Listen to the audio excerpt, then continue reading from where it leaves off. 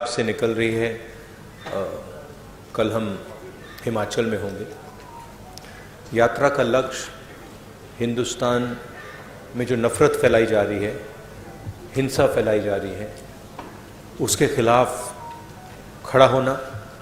जो बेरोज़गारी बढ़ती जा रही है, जो महंगाई बढ़ती जा रही है और जो इनकम इनइक्वालिटी बढ़ती जा रही है, उसके खिलाफ हमने ये यात्रा शुरू की और बहुत सफल यात्रा रही है। 2 आंकड़े मुझे आज मिले हैं, मैं आपको बताना चाहता हूँ इनकम इनइक्वालिटी के बारे में। हिंदुस्तान के 21 सबसे अमीर लोगों के पास उतना ही धन है जितना 70 करोड़ हिंदुस्तानियों के पास है, पहला आंकड़ा। और दूसरा आंकड़ा, हिंदुस्तान के सबसे अमीर 1% के पास उतना ही पैसा है, नहीं, हिंदुस्तान के सबसे अमीर 1% के पास हिंदुस्तान का 40% धन है। तो ये हिंदुस्तान की जो इनइक्वालिटी है उसके आंकड़े हैं और इन चीज़ों के खिलाफ हमने ये यात्रा शुरू की है। अब आप सवाल पूछिए। राहुल जी के जो आंकड़े बोले हैं अभी, वो स्लाइड पर दिखाया गया है। अमीर और गरीबी के बीच में जो विषमताएं हैं जो पिछले 8 साल में बढ़े हैं, उसका एक दृश्य और जो आंकड़े हैं अभी अभी इन्होंने बताया, वो आपके सामने हैं। पहला सवाल अजीत से बलविंदर, माइक दीजिएगा।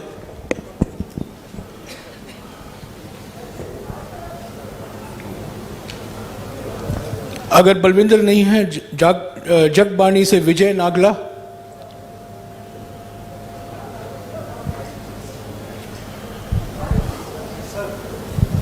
सर 1 मिनट यार, I am going in order, please relax. Sir, जो आपका प्रयास है लोगों को जोड़ने का, वो एक प्रशंसनीय कदम है।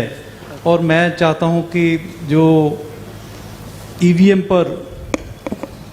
पर जो लोगों में धारणा है कि ईवीएम के कारण कांग्रेस पुनः सत्ता में नहीं आ सकती, क्या आप ईवीएम पर भी कोई फैसला लेना लोगे, ऐसा कि जिससे लोगों के जो धारणा बनी हुई है कि ईवीएम, जब तक ईवीएम रहेगी कांग्रेस कभी सत्ता में वापस नहीं आ सकती?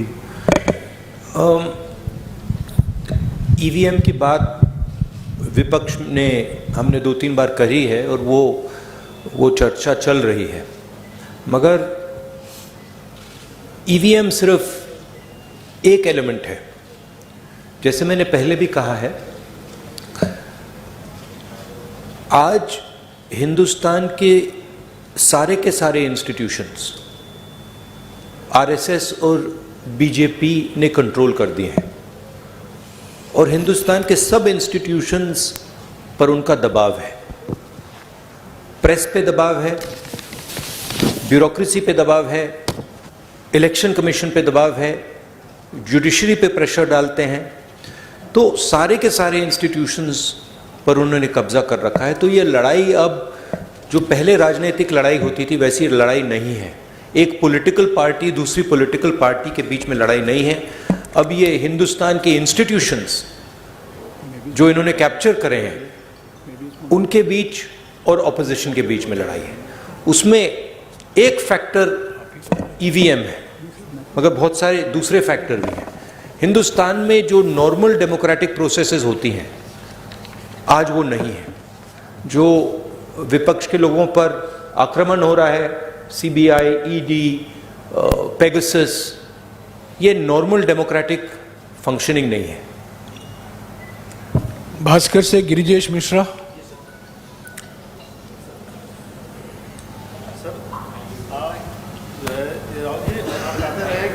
यात्रा सियासी नहीं है, नफरत, बेरोजगारी। आप राहुल जी कहते रहे हैं कि यह यात्रा सियासी नहीं है, नफरत, बेरोजगारी और महंगाई के खिलाफ है। ऐसे में अचानक सीएम मान को सुझाव देने की क्या जरूरत पड़ गई? क्या यह माना जाए कि 10 जनपद की दखल आने वाले समय में राज्यों में कम होगी? ये आपका सवाल है या किसी और ने लिखा आपके लिए? पूछ रहा हूँ, पढ़ के देख रहे हैं, पता नहीं किसने आपको पूछा हो। देखिए, मैंने सीएम को जो पंजाबी कल्चर है, जिसको मैं अच्छी तरह समझता हूँ, जो पंजाबी हिस्ट्री है, उसके बारे में मैंने उनको प्यार से बताया है। पंजाब को पंजाब से ही चलाया जा सकता है, ये हिस्टोरिकल फैक्ट है, ये कोई नई बात नहीं है। और अगर पंजाब को दिल्ली से चलाया जाएगा तो पंजाब के लोग उसको एक्सेप्ट नहीं करेंगे और रिएक्ट करेंगे। ये राजनीतिक बात नहीं है, ये फैक्ट है। अमर उजाला से सुरेंद्र ये जो पाल। पंजाबी प्राइड है,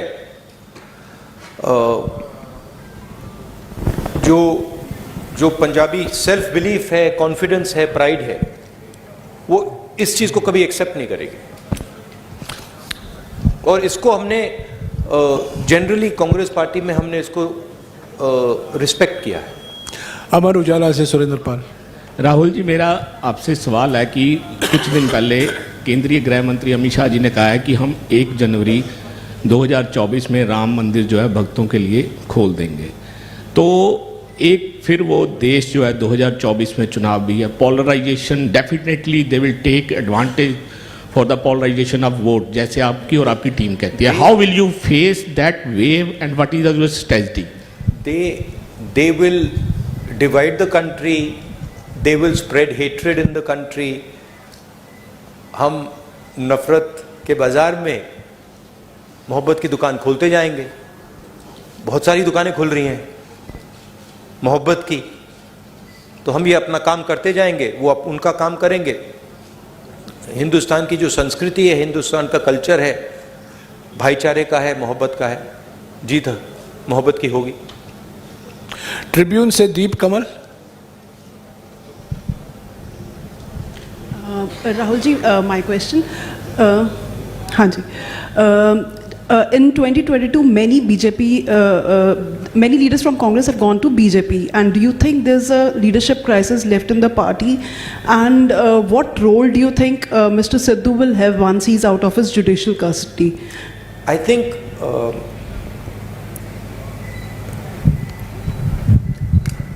my experience is pretty much anybody who goes to the BJP goes there because of a particular type of pressure.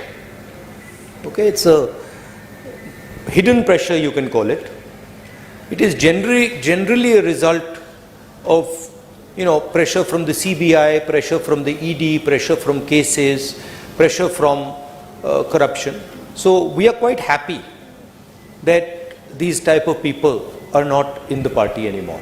And I think as far as the party is concerned, what I've seen on the street is tremendous enthusiasm, extremely dynamic workers, and a mix of senior and young leaders. So what I see in the Congress party is extremely capable leadership all the way from the top to the worker level. So I'm not worried about that. In fact, I'm quite happy that some of the sort of riffraff has gone somewhere else.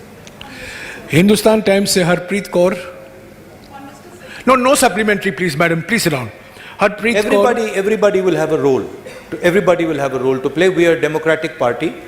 We like to involve all people and function together. Hindustan Times से हरप्रीत कौर नहीं आई है, आई है। I want to ask about the security lapses during your yatra. Even today we heard that there was some lapse. So what you have to say about that? What lapse was there today? Somebody came from the crowd? Someone came to hug me. I don't know why you're calling that a lapse. I think the person was, he was checked by the security people. He was a bit overexcited. It's not a problem. It happens quite often.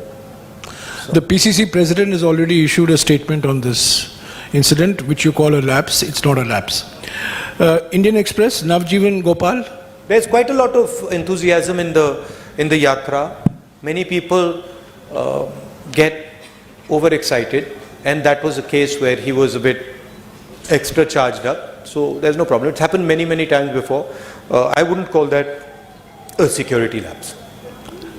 Indian Express से नवजीवन Gopal. Hi. opposition parties like Akali Dal, they are raising questions on your visit. I mean, they want you to apologize for the 84 thing, Operation Blue Star and riots. What do you have to say on this? Prime Minister Manmohan Singh, on the floor of the House, has made his position and the Congress Party's position very clear.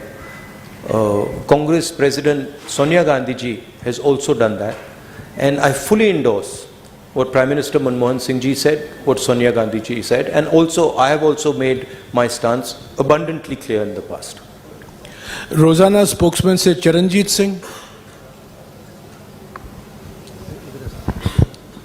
Sir, किसानों की बात करते हैं। 3 खेती कानून आए, ठीक है, वो वापस ले लिए मोदी जी ने, लेकिन अगर किसानों की आय कम हो रही है, अगर दुगनी नहीं हुई 22 तक, तो आपको क्या लगता है कि किस चीज में समर्था है कि जो किसानों की आय को आगे लेके जा सकती है, और इसका हल क्या था?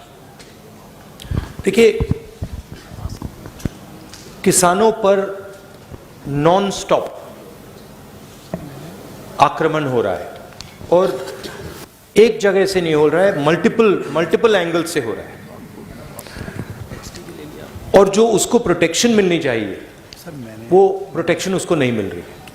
यूपीए के समय हमने प्रोटेक्शन दी थी, कर्जा माफ किया था, एमएसपी थी, अलग अलग हमारे अप्रोचेस थे, मगर मैं ये भी कह सकता हूं कि शायद हमने भी जितना करना था हमने नहीं किया, उससे ज्यादा करना चाहिए था, क्योंकि किसान देश को भोजन देता है। भैया थोड़ा हट जाइए। देश को भोजन देता है, वो देश की एक प्रकार से रीढ़ की हड्डी है, और एग्रीकल्चर पे बाकी चीजें बिल्ड हो सकती हैं। तो चाहे हमारी यहां सरकार आए, चाहे यूपीए जैसी सेंटर में हमारी सरकार आए, किसान will be our central focus. उसकी हम प्रोटेक्शन करेंगे। हमने न्याय योजना की बात की थी, जो मिनिमम इनकम गारंटी सबसे गरीब लोगों के लिए, वो किसानों को, गरीब किसानों को मिलेगी। तो हमारा विजन एग्रीकल्चरल सेंट्रिक है, और हम चाहते हैं कि एग्रीकल्चरल सेक्टर में टेक्नोलॉजी जाए, कोल्ड चेन्स बने, एग्रीकल्चरल स्ट्रक्चर में जॉब्स क्रिएट हों। तो हमारी स्ट्रेटजी का सेंट्रल पीस है।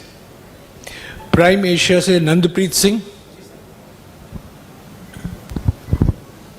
राहुल जी, आपने इस यात्रा के दौरान सबसे बड़ा अटैक एक तो बीजेपी पे किया है और दूसरा मीडिया पे किया है, 4th पिलर है डेमोक्रेसी का।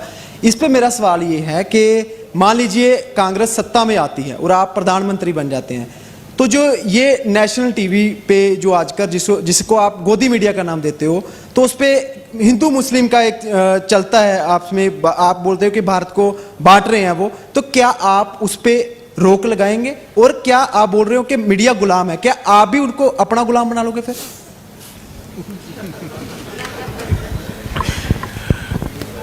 वो गुलाम नहीं मानेंगे, आजाद मानेंगे। नहीं, देखिए, नहीं, मैंने गोदी मीडिया तो कभी नहीं कहा है, वो मेरा फ्रेज नहीं है। मैं ये जरूर कहता हूं कि मीडिया को कंट्रोल किया जाता है, मीडिया पे प्रेशर डाला जाता है। मैं ये भी कहता हूं कि जो आप जैसे रिपोर्टर्स हैं, आपकी इतनी गलती नहीं है, आप पर कंस्ट्रेंट्स हैं, आपके जो मालिक आपको कहते हैं वो आपको करना पड़ता है, और जो आपकी भावनाएं हैं उनको मैं समझता हूं, क्योंकि आप आके मुझे बोलते हो, जो आपको देश के बारे में लगता है मैं जानता हूं। तो मैं आपकी क्रिटिसिज्म नहीं कर रहा हूं, जो मीडिया का स्ट्रक्चर है उसकी मैं क्रिटिसिज्म कर रहा हूं। कांग्रेस पार्टी की फिलॉसफी इंडिपेंडेंट मीडिया की फिलॉसफी है। कांग्रेस पार्टी की फिलॉसफी इंडिपेंडेंट इंस्टीट्यूशंस की फिलॉसफी है। मैं आपको बताऊं, अगर कांग्रेस पार्टी ये करना भी चाहे कि हम मीडिया को, मतलब जैसे आपने कहा, अपना बना दो, हमारे में वो कैपेबिलिटी नहीं है। हम उसको इंप्लीमेंट ही नहीं कर सकते, क्योंकि हमारा स्ट्रक्चर उतना सेंट्रलाइज नहीं है बीजेपी जितना। तो हम इंडिपेंडेंट मीडिया चाहते हैं, फेयर मीडिया चाहते हैं, और जो मीडिया में नफरत फैलाई जाती है और वो फैलाई जाती है, और जो मीडिया डिस्ट्रैक्शन का रोल प्ले कर रहा है, जैसे मैंने अपने भाषण में कहा था, जब कोई जेब कतरा आता है तो वो अकेला नहीं आता, 2-3 लोग आते हैं, एक ध्यान को उधर ले जाता है और फिर जेब काटी जाती है। तो इनएडवर्टेंटली वो आप रोल प्ले कर रहे हो, आप लोग नहीं, बट आपका जो स्ट्रक्चर है, आप लोग डिस्ट्रैक्ट करते हो। आप लोग कहते हो देखो हिंदू मुस्लिम, ऐश्वर्या राय, शाहरुख खान, बॉलीवुड, तेंदुलकर, उधर देखो, और इधर मतलब किसान की लूट हो रही है, छोटे व्यापारी मारे जा रहे हैं, इनइक्वालिटी बढ़ती जा रही है। तो आपका रोल डिस्ट्रैक्शन का रोल है, आपका रोल वॉचडॉग का रोल होना चाहिए। जैसे हमने ये जो आंकड़े लगाए हैं, इसके बारे में आपने कोई सवाल ही नहीं पूछा। एक्चुअली ये सबसे जरूरी सवाल है, ऐश्वर्या राय से, शाहरुख खान से, ये जरूरी सवाल है, मगर आप लोग ये पूछते नहीं हो। आपकी गलती नहीं है, शायद आप पूछते, अगर आपको छूट दी जाती है आप पूछते, but your role is that वो watchdog. And what are the type of issues you should be raising? Farmers issues, employment issues.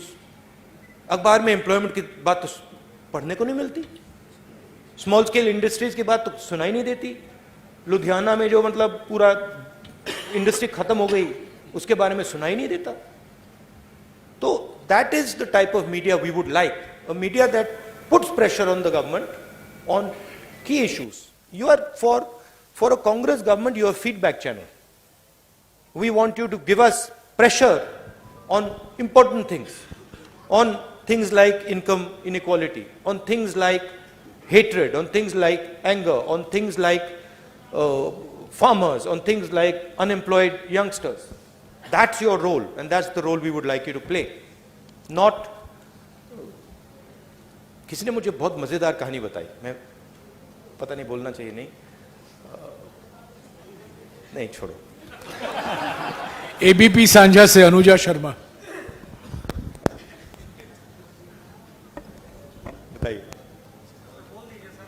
नहीं, अभी समय वक्त नहीं है, प्लीज बोलने दीजिए, सवाल करने दीजिए। या अनुजा। सर, भारत जोड़ो के लिए आप चल रहे हैं, भारत जोड़ो यात्रा कर रहे हैं, क्या कांग्रेस परिवार को जोड़ने के लिए भी आप आगे हाथ बढ़ाएंगे? वरुण गांधी आपके भाई हैं, क्या उनसे भी मिलकर चलने की बात की जाएगी? आप पहल करेंगे उनसे मिलने की? क्योंकि पानीपत में आपने एक स्टोरी सुनाई थी कि 2 भाई जो बहुत देर से बात नहीं कर रहे थे वो भी मिल गए। आप वरुण गांधी से मिलेंगे? देखिए, वो बीजेपी में हैं, शायद अगर वो यहाँ चलेंगे उनको प्रॉब्लम हो जाएगी, मगर मेरी विचारधारा उनकी विचारधारा से नहीं मिलती। मेरी विचारधारा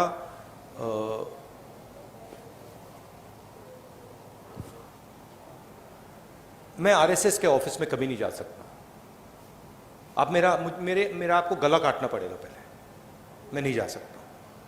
और मेरा जो परिवार है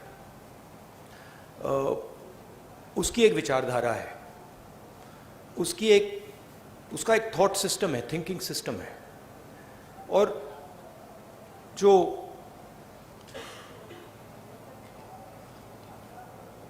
वरुण है, उन्होंने एक समय, शायद आज भी, उस विचारधारा को अपनाया और उस विचारधारा को अपना बनाया। तो मैं उस बात को एक्सेप्ट नहीं कर सकता। मैं जरूर प्यार से मिल सकता हूं, गले लग सकता हूं, मगर उस विचारधारा को मैं एक्सेप्ट नहीं कर सकता, कर नहीं सकता, इम्पॉसिबल है मेरे लिए। वो अलग रिश्ते होते हैं, बट मेरा पॉइंट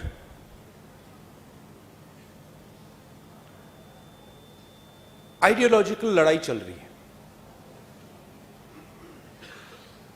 सालों पहले मैंने फिरोज से कहा कि उसने मुझे कहा कि आरएसएस देश में बहुत अच्छा काम कर रहा है, और मैंने कहा कि देखिए, आप अपने परिवार की हिस्ट्री जो है उसको आप थोड़ा पढ़िए और उसको आप समझिए, क्योंकि जो आपने मुझे बोला है, अगर आपने अपने परिवार की विचारधारा समझी तो आप ये कभी नहीं बोल सकते मुझे। पंजाब तक से अर्शदीप, बट कोई नफरत या ऐसी कोई बात नहीं है। जनेंद्र प्लीज, पंजाब तक से अर्शदीप।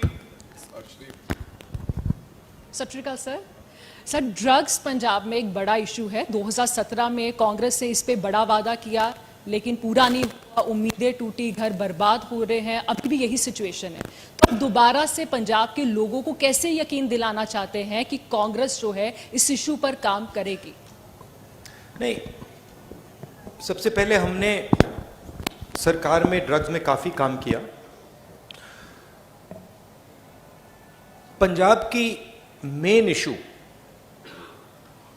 अनएम्प्लॉयमेंट की इशू है, और जो किसानों को डिस्ट्रेस हो रहा है वो 2 सेंट्रल इश्यूज हैं, और उसमें से ड्रग्स की इशू पैदा होती है। तो अगर ड्रग्स से डायरेक्टली तो लड़ना है और लड़ा जाएगा, मगर जब तक हम अनएम्प्लॉयमेंट इशू को एड्रेस नहीं करेंगे, किसानों में जो डिस्ट्रेस है उसको एड्रेस नहीं करेंगे, तब तक ड्रग्स प्रॉब्लम भी एड्रेस नहीं होगा। तो कंबाइंड तरीके से करके ये काम किया जा सकता है। पंजाब को, सचमुच में पंजाब को एक नए विजन की जरूरत है, और अगर मेरी पंजाब की सरकार के बारे में शिकायत है तो वो है कि उन्होंने पंजाब ने उनको एक अपॉर्चुनिटी दी। अपॉर्चुनिटी पंजाब को विजन देने की दी, और सरकार पंजाब को विजन दे नहीं पा रही। मैं पूछ रहा हूं लोगों से कि भाई, आम आदमी पार्टी ने क्या किया, क्या विजन दिया? तो उसका मतलब, और मैं कांग्रेस के लोगों से नहीं पूछ रहा हूं, मैं आम लोगों से पूछ रहा हूं, क्या मतलब आपको क्या लगता है? और रिस्पॉन्स यूनिवर्सली आ रहा है कि जो हमारी एक्सपेक्टेशन थी वो तो पूरी नहीं हुई, और ये मतलब बातें करते रहते हैं, मगर कोई पंजाब को जो विजन मिलना चाहिए वो नहीं मिला है। तो रियली जब कांग्रेस पार्टी की यहां सरकार आए, एक लॉन्ग टर्म विजन पंजाब के लिए देना पड़ेगा, और उसमें किसान और जो हमारे स्मॉल एंड मीडियम इंडस्ट्रीज हैं वो सेंट्रल होना पड़ेगा। इंडिया टीवी से पुनीत शर्मा।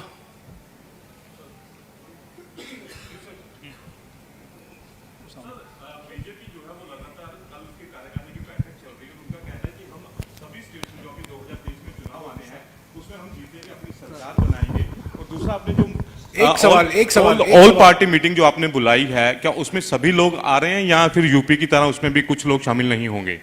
नहीं, देखिए, बीजेपी ये तो नहीं कहेगी कि हम सब चुनाव हारेंगे। उनको तो यही कहना है कि हम सब चुनाव जीतेंगे, उनकी तो और कोई चॉइस नहीं है। बट जो देश में माहौल तैयार हो रहा है, जो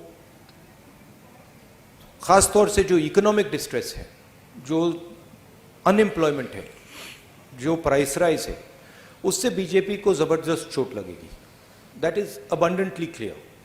और मैं मतलब निकला हूं, सड़क पे चलकर निकला हूं, मध्य प्रदेश से मैं निकला हूं, बाकी स्टेट से, कर्नाटक से, ये तो क्लियर है कि बीजेपी के खिलाफ काफी गुस्सा है। सनमार्ग से कनिका।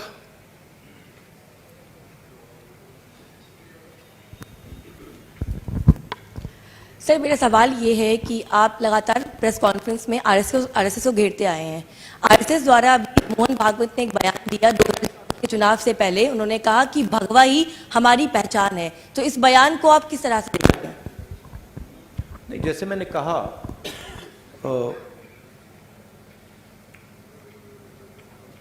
हिंदू धर्म में किसी भी धर्म में नफरत फैलाना, किसी भी धर्म ने ये नहीं कहा है कि भाई नफरत फैलानी है। और हिंदू धर्म पीस लविंग धर्म है, मोहब्बत का धर्म है, जोड़ने का धर्म है। तो वो जो भी रंग अपनाना चाहते हैं अपना सकते हैं, बट जो हिंदू धर्म में लिखा है वो नहीं करते हैं, वो कुछ और करते हैं। क्योंकि हिंदू धर्म में ये नहीं लिखा है कि लोगों को धमकाना चाहिए, डराना चाहिए, मारना चाहिए। हिंदू धर्म में ये नहीं लिखा। तो जो भी रंग अपनाना चाहते हैं अपना सकते हैं, बट जो हिंदू धर्म में लिखा है, और मैंने पढ़ा है, काफी पढ़ा है, अब वो ये नहीं करते हैं, वो कुछ और कर रहे हैं। न्यूज़ 11 भारत से अमर सिंह।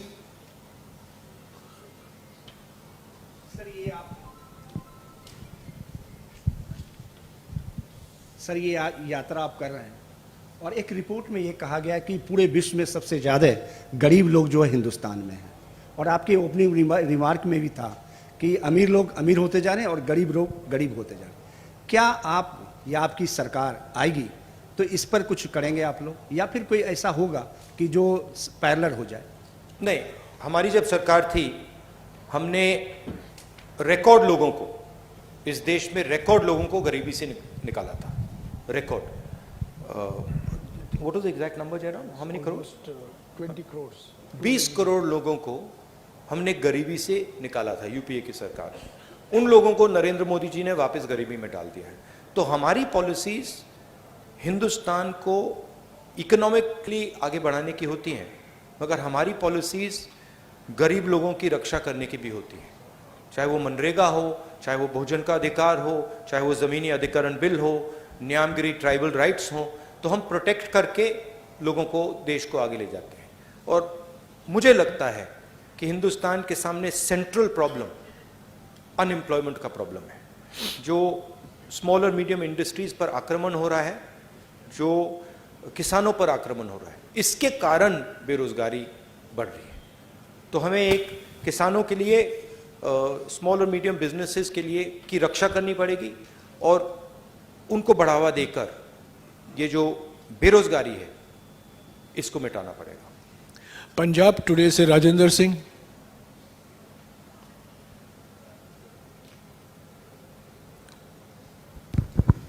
नमस्कार, मेरा एक सवाल है जी।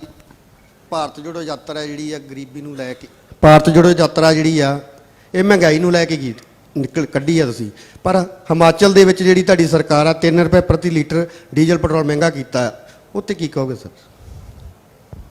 हिमाचल महंगाई को लेकर आपने यात्रा शुरू की है, लेकिन हिमाचल में 3 रुपए लीटर जो आपका पेट्रोल डीजल महंगा है, उसको लेकर क्या नई सरकार? हाँ, तो देखिए हमारे सिस्टम में जो स्टेट होता है, जो चीफ मिनिस्टर होता है, उसको हम इंडिपेंडेंस देते हैं और उस पर हम जनरली दबाव नहीं डालते हैं। जैसे मैंने आपको पहले भी कहा था, जब यहाँ पे पंजाब का चीफ मिनिस्टर थे कांग्रेस पार्टी के, तो हम उनको जनरली इंडिपेंडेंस देते थे।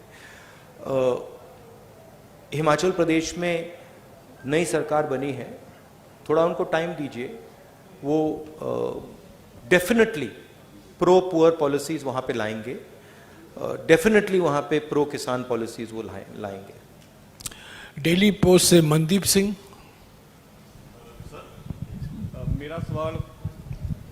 ਮੇਰਾ ਸਵਾਲ ਪੰਜਾਬ ਦੀ ਲੀਡਰਸ਼ਿਪ ਦੇ ਨਾਲ ਹੈ। 2022 ਦੀਆਂ ਵਿਧਾਨ ਸਭਾ ਚੋਣਾਂ ਦੇ ਵਿੱਚ ਤੁਸੀਂ ਚਰਨਜੀਤ ਚੰਨੀ ਹੋਣਾ ਨੂੰ ਮੁੱਖ ਮੰਤਰੀ ਐਲਾਨਤਾ ਸੀ, ਤਾਂ ਇੱਕ ਟਾਈਮ ਤੇ ਲੱਗਿਆ ਵੀ ਸੀਗਾ ਕਿ ਇਹ ਸਰਕਾਰ ਰਿਪੀਟ ਹੋ ਸਕਦੀ ਹੈ, ਪਰ ਜਦੋਂ ਵੀ ਚਰਨਜੀਤ ਚੰਨੀ ਕੋਈ ਫੈਸਲਾ ਲੈਂਦੇ ਸੀਗੇ ਤਾਂ ਨਵਜੋਤ ਸਿੰਘ ਸਿੱਧੂ ਸ਼ਾਮ ਨੂੰ ਉਸੇ ਫੈਸਲੇ ਦੇ ਖਿਲਾਫ ਇੱਕ ਪ੍ਰੈਸ ਕਾਨਫਰੰਸ ਕਰਦੇ ਸੀਗੇ। ਚਰਨਜੀਤ ਚੰਨੀ ਵਰਸਸ ਨਵਜੋਤ ਸਿੰਘ ਸਿੱਧੂ ਉਦੋਂ ਦੇਖਣ ਨੂੰ ਮਿਲਿਆ। ਤੁਹਾਨੂੰ ਲੱਗਦਾ ਕਿ ਉਹ ਫੈਕਟਰ ਜਿਹੜਾ ਆ ਤੁਹਾਡੀ ਪੰਜਾਬ ਦੇ ਵਿੱਚ ਸਰਕਾਰ ਨਹੀਂ ਬਣਾ ਸਕਿਆ, ਤਾਂ ਕੀ ਹੁਣ ਨਵਜੋਤ ਸਿੰਘ ਸਿੱਧੂ ਵਰਸਸ ਬਾਕੀ ਲੀਡਰਸ਼ਿਪ ਨਾ ਹੋਵੇ, ਉਹਦੇ ਲਈ ਕੀ ਕੁਝ ਕੀਤਾ ਜਾ ਰਿਹਾ? नहीं, देखिए पिछले चुनाव में काफ़ी एंटी इनकम्बेंसी थी, ज़रूर लीडरशिप के बीच में इश्यूज होती थी, बट ये आसानी से मैनेजेबल इश्यूज हैं और आइंदा ये आने वाले समय में ये इश्यूज नहीं होंगी। कोई ऐसी प्रॉब्लम नहीं है, सब एक साथ मिलकर चल रहे हैं। नहीं, वो लीडरशिप में कमी जब आती है जब जनता में थोड़ा प्रेशर बनता है, और इस बात को एक्सेप्ट करना पड़ेगा कि जो पिछली कांग्रेस सरकार थी उसके खिलाफ एंटी इनकम्बेंसी थी, वो सच्चाई है, और उसका नतीजा मतलब आम आदमी पार्टी चुनाव जीती है। बट अब मुझे लग रहा है कि वो जो एंटी इनकम्बेंसी जो फीलिंग कांग्रेस पार्टी के खिलाफ थी वो अब गायब हो गई। तो अब कांग्रेस पार्टी को बिल्ड करना है, और मुझे लगता है कि आसानी से यहाँ पे हम अगली गवर्नमेंट फॉर्म करेंगे। टाइम्स ऑफ इंडिया से IP Singh.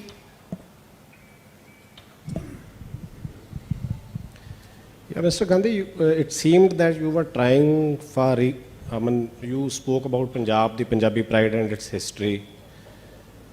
At the same time, it appeared that you were trying for reconciliation. Punjab and Sikhs had a bitter past with Congress and vice versa. You appear to be doing something to attempting a reconciliation. Would you do that, or do you think enough has been done for that reconciliation? Look, it's not. It's a question of affection. I have tremendous affection. I would even go further than affection and say I have tremendous love and affection for the people of Punjab, and in particular the Sikh community. Okay, so reconciliation is a small word. I have love and affection for the people of this state, and I have huge respect for the Sikh community, what they have done and what they're going to do in the future. It's an emotional statement, right? I think India would not be India had it not been for the Sikh community. You play a central role here. In many ways, you're a part of the backbone of this country. And that is something that I value tremendously. Newsbeat से Shalu Sharma, please. 5 minutes. Yeah. 5-6 minutes. Hello sir, Shalu Sharma from Newsbeat. Sir, मेरा सवाल ये है कि क्या 3200 kilometre चलने के बाद राहुल गांधी नफरत की दीवार में सेंध लगाने में कामयाब हो पाए? ज़रूर हुए, और बहुत कुछ सीखने को मिला, बहुत कुछ देखने को मिला। अभी यात्रा ख़त्म नहीं हुई है, मगर यात्रा तो काफ़ी सक्सेसफुल रही है, और मुझे ये देखकर बहुत खुशी हुई कि इस देश में लाखों करोड़ों लोग जो बीजेपी की नफरत भरी आइडियोलॉजी है उसको एक्सेप्ट ही नहीं करते हैं, और मोहब्बत की बात करते हैं, रिस्पेक्ट की बात करते हैं, भाईचारे की बात करते हैं। तो ज़रूर एक बीजेपी ने देश के सामने एक विजन रखा है, नफरत भरा हुआ विजन रखा है। यात्रा ने एक और दूसरा विजन दिखा दिया है।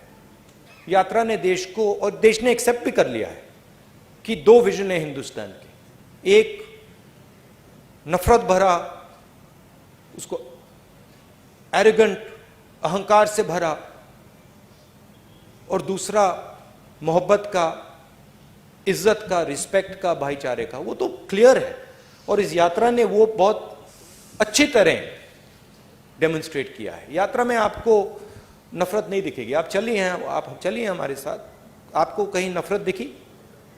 कहीं आपको मतलब किसी को मारते हुए आपने देखा? नहीं, सवाल नहीं उठता। तो 3500 किलोमीटर, 3400 किलोमीटर हम चले हैं, किसी ने कोई हिंसा नहीं की, कोई नफरत नहीं की, किसी ने मतलब एक दूसरे से गलत तरीके से बात तक नहीं की। तो ये एक हिंदुस्तान का छोटा सा एक विजन है, और इसमें से बहुत सारे दूसरे विजन्स निकल सकते हैं। राहुल जी, अभी 3-4 लोग बाकी हैं जो कई प्रेस कॉन्फ्रेंस में आए हैं, उनको मौका नहीं मिला। जल्दी उनको हम मौका दे दें 5-6 मिनट में। मैं पहले बुलाऊंगा शमिन जॉय, डेक्कन हेरल्ड से। This is regarding Mohan Bhagavat's remarks in an interview recently. He said it is natural for Hindus to be aggressive because they have been in a war for over 1,000 years, and that Muslims should abandon the narrative of supremacy. How do you see these kind of remarks?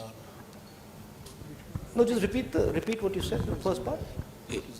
In a recent interview, Mohan Bhagavat has remarked that it is natural for Hindus to be aggressive because for the last thousand years they were in a war, and the Muslims have to abandon the narrative of supremacy.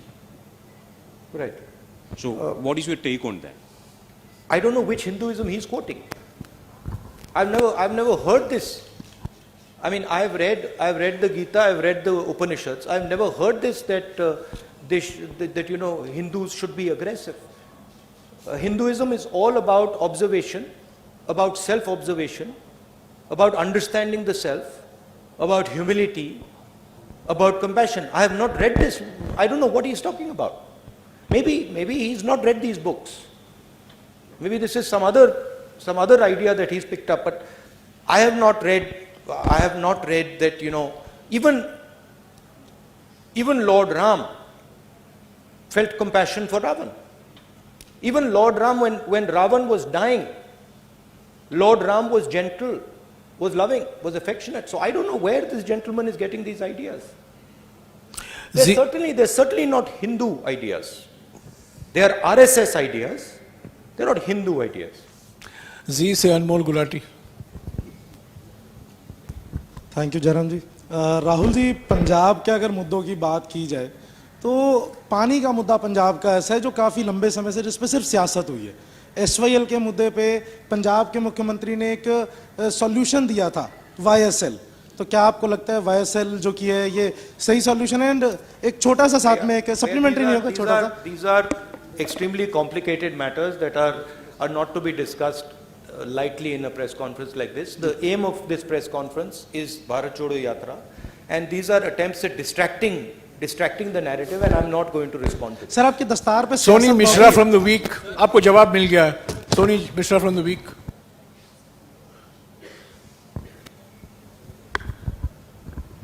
Hi.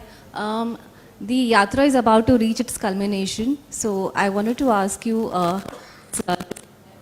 changed you and your party? I don't know.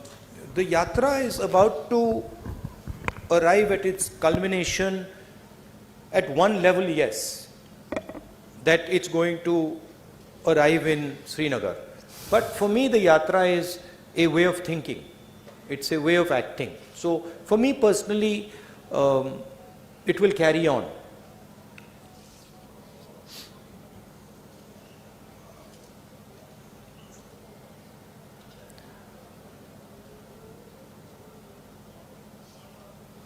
For me, walking across this country has been an extremely humbling experience. It's one thing as a politician to go somewhere by car or take a flight, go somewhere and then meet people and listen to them, and you learn quite a lot like that. You can sit with a farmer and you can talk to him. It's a completely different thing when you're walking on the road, and particularly when you're walking on the road for 120 days in a row, where you're feeling a bit of pain, pressure, so that's been one very humbling thing. The second thing is, when you're walking, you see the difficulty that people in India face. Farmers face, unemployed youngsters face, laborers face, small and medium businesses face. And the thing that has amazed me is the amount of resilience our country has. I just cannot even believe the amount of strength and resilience that our people have. The other day I made a statement that, I don't think the West can take on the Chinese. And I made that statement after seeing our country. The amount of pressure our people can take with a smile, no problem. It's completely mind-blowing, mind-boggling. And so for me, it's a tragedy that we are wasting this potential. It's a tragedy that, 1% of India owns 40% of the assets of this country. It's a tragedy, one, because it's unfair. But two, because you're stifling the growth of this country. I met so many small and medium business owners. And I ask them a question always. I'm like, listen, tell me something. Do you think you can become a 1,000 crore business or a 2,000 crore business or a 10,000 crore business? All of them say, no, it's impossible. We can't do it. Why not? We don't have the connections to do it. We simply cannot enter the political space. Doors are closed for us. We can't do it. There's an acceptance. But you can't build India like that. You can't, 20 people are not going to be able to build India. You need 10,000, 20,000, 30,000 solid business people to build this country. So we are heading into an accident, it's pretty clear.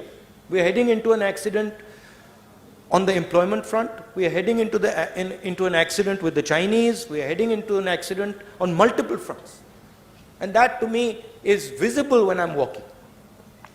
शुक्रिया राहुल जी। जिनको मौका नहीं मिला है, आपको जम्मू में आमंत्रित हैं हम लोग। जिनको जम्मू में मौका नहीं मिलेगा, आप श्रीनगर में आइए। अभी राहुल जी आपके साथ फोटो खिंचाएंगे। हो गया, प्रेस कॉन्फ्रेंस हो चुका है, प्लीज, हो चुका है। राहुल जी को जाना है, हो चुका है, प्लीज।